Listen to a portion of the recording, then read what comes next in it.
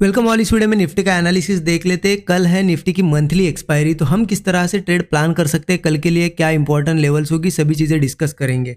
लेकिन उससे पहले आज का डिस्कशन कर लेते कि क्या हमने एनालिसिस किया था, क्योंकि आज था वेडनेसडे, राइट।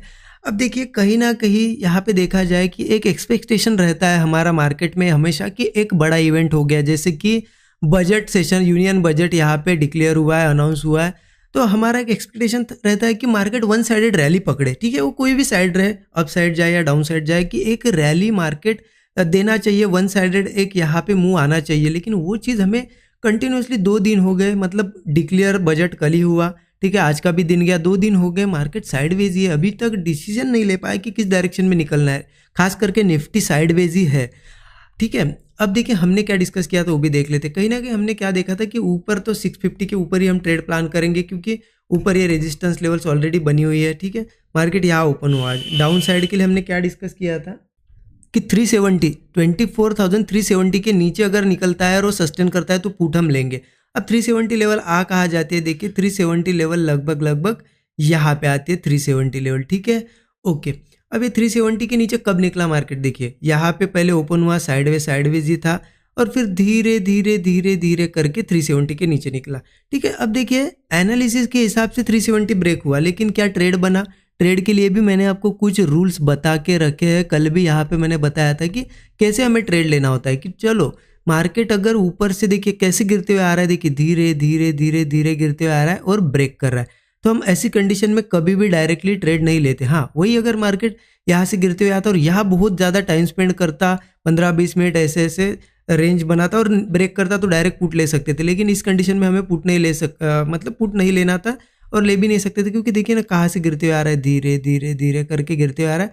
और जब ऐसे ब्रेक करता है तो हम पुट नहीं लेते, हम वेट किस चीज़ का करते कि इसके नीचे वो कोई सेटअप बनाए और फिर ब्रेक डाउन दे। तो इसके नीचे देखिए धीरे इसने सपोर्ट्स तो बनाया है इस तरीके से, लेकिन ब्रेक डाउन नहीं दिया। हाँ, अगर यहाँ ब्रेकडाउन आता 2 बजे के आसपास भी आता तो हम पुट ले सकते थे, बट मार्केट ने क्या किया, अगेन ऊपर गया। तो ये हमें क्या दर्शा रहा है कि मार्केट बहुत ज़्यादा साइडवेज है। आज निफ्टी में तो कोई ट्रेड नहीं बन पाया, मैं वेट कर रहा था कि कोई अच्छा ट्रेड आज मिले, क्योंकि कल का दिन भी साइडवेज ही गया था, लेकिन निफ्टी में ट्रेड नहीं बना। बैंक निफ्टी में एक बहुत अच्छा ट्रेड बना, मैं चाहे तो बैंक निफ्टी का आपको दिखा देता हूँ कहाँ ट्रेड बना। बैंक निफ्टी में हमने ये लेवल डिस्कस की थी कल के दिन ही, जो यहाँ पे मैं मार्क करता हूँ, आपको क्लियरली समझ में आएगा। 51,500 की लेवल डिस्कशन क्या था कि 51,500 के नीचे अगर सस्टेन करता है, कोई ब्रेकडाउन देता है तो पुट लेंगे। तो बैंक निफ्टी देखिए पहले इसके ऊपर ही सस्टेन कर रहा था, ब्रेक किया और इसने इसके नीचे सपोर्ट, मतलब इसके नीचे रेंज बनाई, जैसे निफ्टी ने नहीं बनाई, निफ्टी ने भी बनाई बट ब्रेक नहीं की ना नीचे। बैंक निफ्टी ने यहाँ पे रेंज बनाया और ब्रेकडाउन भी दिया नीचे, तो यहाँ बना पुट साइड का ट्रेड और एक अच्छा खासा ये 600 पॉइंट कम हुए। 600 में से आपने 200-300 पॉइंट भी अगर अचीव किए, यहाँ पे भी आप निकल गए ना, यहाँ से यहाँ तक बहुत हो गया, रिस्क रिवॉर्ड के हिसाब से बहुत ज़्यादा बड़ा टारगेट हो गया। तो आज मैंने भी थोड़ा यहीं पे ट्रेड प्लान किया बैंक निफ्टी में। निफ्टी मैंने अवॉइड किया है, क्योंकि निफ्टी में सेटअप ही नहीं बना ना, राइट। अब कल क्या यहाँ पे सेटअप बनेगा या नहीं बनेगा देख लेते। देखिए निफ्टी का चार्ट, मैं पहले डेली चार्ट आपको दिखा देता हूँ। डेली चार्ट पे कुछ चीज़ें मैं आपको एक्सप्लेन करता हूँ थोड़ा सा। यहाँ पे निफ्टी है ना कन्फ्यूजन जोन में है, कहीं ना कहीं आप देखिए टॉप पे क्या बना, यहाँ पे एक इनगल्फिंग जैसा पैटर्न बना, ये हमें क्या शो करता है। और वीकली चार्ट पे भी आपने देखा, वीकली चार्ट पे भी एक शूटिंग स्टार कैंडल है, तो ये हमें बता रही कि कहीं ना कहीं बियरिश प्रेशर है, लेकिन बियरिश प्रेशर के बाद ये कंटिन्यू नहीं कर रहा है। जैसे कि बैंक निफ्टी कंटिन्यू कर रहा है यहाँ पे, लेकिन निफ्टी यहाँ पे रेंज बना के खड़ा है, देखिए ये रेंज। अब ऐसे में क्या होगा ना, हमें कहीं ना कहीं मार्केट को किस डायरेक्शन में मार्केट निकलता है वेट करना पड़ेगा। क्या करना पड़ेगा? वेट करना पड़ेगा, क्योंकि क्या होता है ना, ऐसे में लोग यहाँ अब डिसीजन बनाने लगते हैं। मतलब मार्केट ने तो अभी तक हमें दिखाया नहीं किस डायरेक्शन में जाना है, ठीक है। मार्केट का वेट नहीं करेंगे, खुद दिमाग लगाएंगे कि नहीं ऊपर जा सकता है, नहीं नीचे जा सकता है। कोई कॉल साइड के ट्रेड्स बना लेंगे पोजिशनली, कोई पुट साइड के ट्रेड बना लेंगे, और ऐसे में क्या होता है ना, मार्केट कहीं नहीं जाता। कभी कभी आपको पता है 10-15 दिन भी रेंज में रह जाता है मार्केट, छोटी सी। और उसमें क्या होता है, आपने अगर कोई 100 वाला प्रीमियम परचेस करके रखा है, क्योंकि 90% से भी ज़्यादा लोग ऑप्शन बाइंग ही करते, बिगिनर, राइट। क्या करते? ऑप्शन बाय करते। तो आपने अगर कोई 100 रुपये का प्रीमियम परचेस करके रखा है, कॉल रहे या पुट रहे कोई भी, वो क्या होता है ना, 10-15 दिन अगर मार्केट रेंज में रहता है ना, वो धीरे जीरो होता है और एक्सपायर होता है। और फिर आप बोलते हो लोग कि मतलब बिगिनर्स का होता है ना कि मैं जो भी लेता हूँ मेरा जीरो ही क्यों हो जाता है, क्योंकि आप मार्केट का वेट नहीं करते हो, मार्केट को डायरेक्शन क्लियर नहीं होने देते हो। मार्केट की डायरेक्शन क्लियर होने दो, निकलने दो, इसे ऊपर निकलने दो या फिर नीचे निकलने दो, तब जाके ट्रेड्स प्लान करेंगे, ठीक है।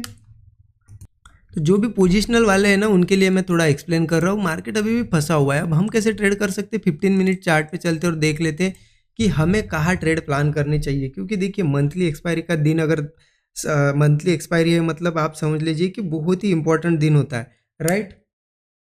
तो देखिए 15 मिनट चार्ट पे अगर देखा जाए ना कहीं एक यहाँ पे मार्केट बहुत ज़्यादा ऊपर जाने की कोशिश कर रहा था। अब यहाँ पे भी आपको दिखेगा कहीं ना कहीं, देखिए यहाँ ऊपर जाने की कोशिश हुई, फिर यहाँ हुई, फिर यहाँ हुई, बट अल्टीमेटली क्या हुआ, यहाँ पे नीचे आ गया। अगेन यहाँ पे एक बार ट्राई हुआ था। अब इस बार मार्केट निकलना चाहिए था, फिर भी यहाँ पे बियरिश प्रेशर ही आया है मार्केट में और यहाँ पे खड़ा है। अब देखिए कहाँ ट्रेड प्लान हो सकता है, कहीं ना कहीं अगर देखा जाए ना इस तरीके से, इसे अगर देखोगे ना, एक क्या बन रहा है, एक यहाँ पे inverse head and shoulder pattern, right. ये क्या होता है ना, इसका मोमेंटम कैसे होता है, ये ऊपर के साइड ब्रेक करता है और निकलता है। अब यहाँ पे आपके मन में यही होगा कि अगर ये ब्रेक हो जाए तो क्या कॉल ले सकते हैं। देखिए ले सकते हैं, लेकिन ऊपर जो हमारी एक रेजिस्टेंस लेवल है 24,650 की जो रेजिस्टेंस है वो पास में ही है। तो यहाँ दिक्कत क्या होगी, अगर कहा जाए कि कॉन्फिडेंस के साथ कहाँ कॉल लिया जा सकता है, तो कॉल कॉन्फिडेंस के साथ लिया जा सकता है 24,650 के ऊपर ही। वो स्ट्रॉन्ग रेजिस्टेंस है, इसके ऊपर एक बार निकल जाए ना तो बहुत ही क्लियर हो जाएगा हमें कि अब अपसाइड जाएगा मार्केट। तो वेट करना पड़ेगा कल की इसके ऊपर निकलता है, हो सकता है कल गैप अप वगैरह कुछ करके इसके ऊपर निकले और सस्टेन करे, बहुत बढ़िया है। जैसे ब्रेकआउट आएगा हम कॉल लेंगे। स्टॉप लॉस वही 20 से 25 पॉइंट रखना है और टारगेट कितना रखेंगे, यहाँ से 650 के ऊपर मार्केट धीरे धीरे 24,800 तक आएगा, उसके बाद 25,000 भी दिखा सकता है। लेकिन ये रेजिस्टेंस ब्रेक होने में टाइम है। अगर कल मार्केट मान लेते यही कहीं से ब्रेकआउट आता है तो क्या ऊपर जाएगा। देखिए ऐसे में होता क्या है ना, अक्सर मार्केट को अगर नीचे जाना है तो एक बार वो ट्रैप क्रिएट करता है। मतलब ये देखिए रेजिस्टेंस रेजिस्टेंस रेजिस्टेंस बना लिए, ऐसे ब्रेकआउट देगा, बहुत से लोगों को कॉल में बिठाएगा और सीधे ब्रेक करते हुए मतलब कॉल, जैसे ही लोग कॉल में एंट्री लेंगे मतलब फेल हो जाएगा और नीचे चला जाएगा। इसलिए देखिए थोड़ा रिस्की है। अगर आप लेना ही चाहते हो तो ले सकते हो। कहाँ लेना है, देखिए 24,500 के ऊपर ले सकते हो अगर सस्टेन कर पाता है, कोई छोटा सा ब्रेकआउट आता है, लेकिन क्वांटिटी बहुत स्मॉल रखना, सो दैट फेल्योर आ भी जाए, आपका एसएल चला भी जाए तो आपको फ़र्क नहीं पड़ना चाहिए। इतनी स्मॉल क्वांटिटी रखना। ओरिजिनल और हमारी जो क्वांटिटीज़ होती है, जो रेगुलर क्वांटिटीज़ होती है, हम 650 के ऊपर ही लेंगे। यहाँ पे तो हम स्मॉल क्वांटिटी में ट्रेड कर सकते हैं, ठीक है। मैंने अपसाइड का आपको क्लियर कर दिया। लेकिन देखिए मार्केट का ट्रेंड अभी दिख रहा है हमें कहीं ना कहीं रेजिस्टेंस के नीचे हम, तो मार्केट डाउन साइड जाने की ज़्यादा पॉसिबिलिटी। लेकिन डाउन साइड का भी ट्रेड कब लिया जा सकता है, डाउन साइड का ट्रेड मुझे लगता है ये एक लेवल मार्क करके देता हूँ मैं 24,290, इसके नीचे ही लिया जा सकता है। क्योंकि यहाँ तो एक रेंज बनी हुई है, यहाँ हम लेंगे भी कहीं भी कॉल या पुट तो हम फंस सकते हैं। तो हमें लेना है पुट साइड का ट्रेड तो 24,290 के नीचे ले सकते हैं। अब वो कैसे, एक तो मार्केट यहाँ ओपन हो, यही कंसोलिडेट करे, ब्रेकडाउन दे, डायरेक्टली एंट्री करेंगे पुट में।